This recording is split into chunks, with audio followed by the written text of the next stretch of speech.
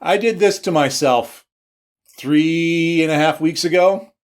Ended up having a really big break. Had surgery on it 3 weeks ago. And it's really been an interesting 3 weeks with only having one hand.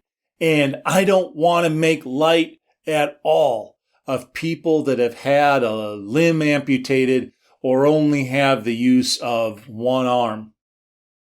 But I wanted to share with you a little bit about my experience and what I've seen myself needing to do to be able to go and manage the daily tasks like putting on a shirt actually are like, and where I've needed help, where I've actually adapted, and how this actually applies to the workplace, because isn't that really kind of what this blog is for, to be able to help you lead a little bit better? But initially, I broke it really good. The doctor's office said it was an impressive break. And they do fracture surgeries 400 times a year. So to have a doctor's office go and say that I had an impressive break means something. But I've been able to go and wiggle my fingers a little bit better over the last week and a half, but I still have no strength to be able to do anything. Do this right hand collar button for my sleeve. Initially, my wife really helped me a lot with getting clothes on. The shirt, my socks especially, to be able to go and help me out. And she made me breakfast, the cereal, getting all that done.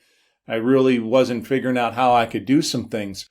But it was amazing for a guy who's 54 years old and is not getting the brand new neurons quite the way as a young kid would.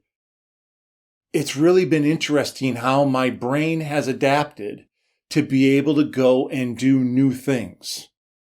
There was a stressor put onto my world. There was a piece of equipment. There was an asset that was removed from me.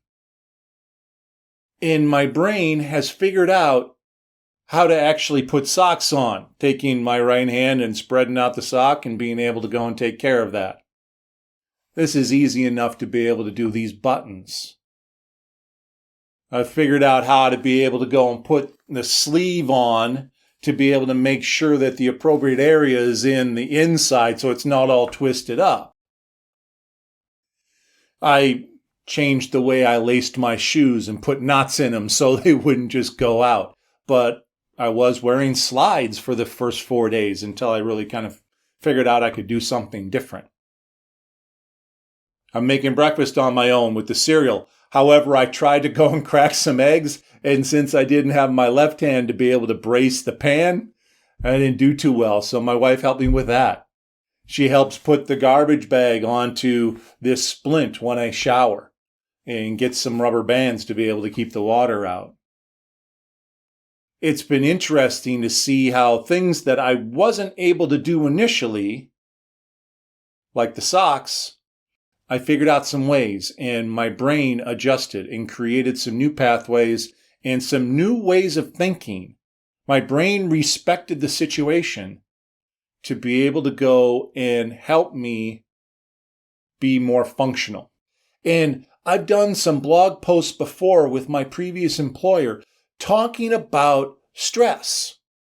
When it's been put upon you, ways that you can proactively put on stress to be able to go and see how the team and the organization performs. And not necessarily that they meet certain criteria, but how they go about the process.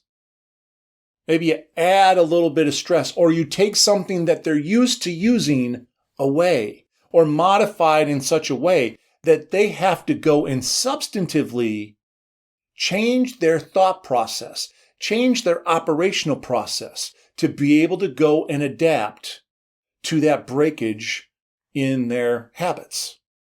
And it's amazing. I actually have worked with a high-level executive in a large retailer, and we've talked a lot about the supply chain stresses that are going on. and what he and the organization that he leads in supply chain are doing to be able to go and manage these stresses of not having the types of ability to get the merchandise that they need to be able to go and sell. It's a retail organization, to be able to go and sell to consumers. And they've done a really nice job, but it has forced them to really go and think differently on not only how to be able to get product in, but also to get it in at unprecedented volumes, because their organization is going into brand new territory. And it's been really fun working with this supply chain leader in his efforts to be able to work with his leadership and then with their leadership to start asking some different questions, to think about their traditional model differently, so they can not just hit that ceiling where their processes would really break down, but to really think about how they reimagine and respect what they actually do on a daily basis. It's been really fun seeing that growth within that supply chain function. So you may have been through similar things like a break of a wrist or a leg, or had something taken away from you for a long period of time, if not permanently, and you've had to make adjustments. Think about how you might be able to proactively put those types of stressors or removing resources just to test and see what happens. There will be mistakes, but there'll be so many more learnings. Because when you go and change the game a little bit, you'll get to see how people go and communicate and interact and innovate. Or when they break, when they strain. Because if you keep on growing and building towards your mission, you're going to get to that point anyways. So if you actually have a chance to do your work beforehand, when that time does come, you'll be so much more ready to be able to go and make things happen, because the brain connections, the neurons and synapses will have already established themselves in the team and the organization as an entity. Will know what to do, and they won't be freaked out by what's going on. And they'll be able to go and take on that challenge with vim and vigor. So just a little thought on how something like this can go and equate to what you do in business. Thanks for the time. Love for you to be able to put a rating, put a like on the video. I would really appreciate it. If you have any comments, let me know. If you'd like to talk about how you go and put stress on or don't, and how you can lead the team through some exercises of changing the game a little bit and what you can do as a leader to be able to go and see what happens, let's have a chat. Send me a quick note. I'd love to talk. Cheers.